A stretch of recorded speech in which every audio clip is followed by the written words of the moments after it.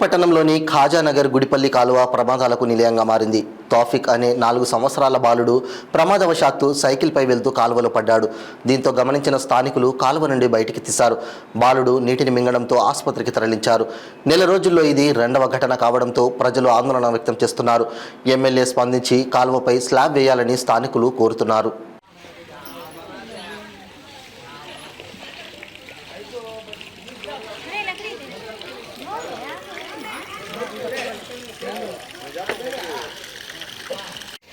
గుడిపల్లి కాలువలో పిల్లలు పిల్లలు పడిపోతున్నారు. 5 మంది పిల్లలు పడిపోయారు సార్. ఇక్కడ ఒక పిల్లోడు మళ్ళీ ఈరోజు ఒక పిల్లోడు పడిపోయాడు.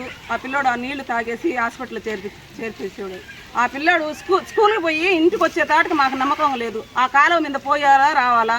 ఇక్కడ స్థానికులు చూసి ఆ పిల్లోడికి రక్ష దూకేసి ఆ పిల్లోళ్ళ కోసం మాకు ఇది వద్దు. మాకు ఈ కాలువ మీద ఏదో ఒకటి చేసి మా కాలువ మూసేదో లేకపోతే దాని మీద ఏమైనా బండేసేదో ఏదో ఒకటి చేయాలి. మీరు మా పిల్లల్ని రక్షించే బాధ్యత మీది.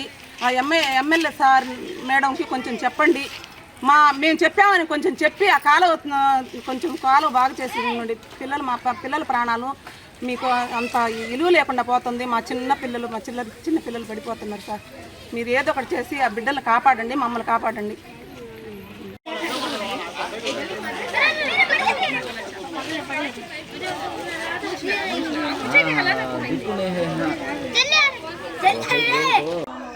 चपला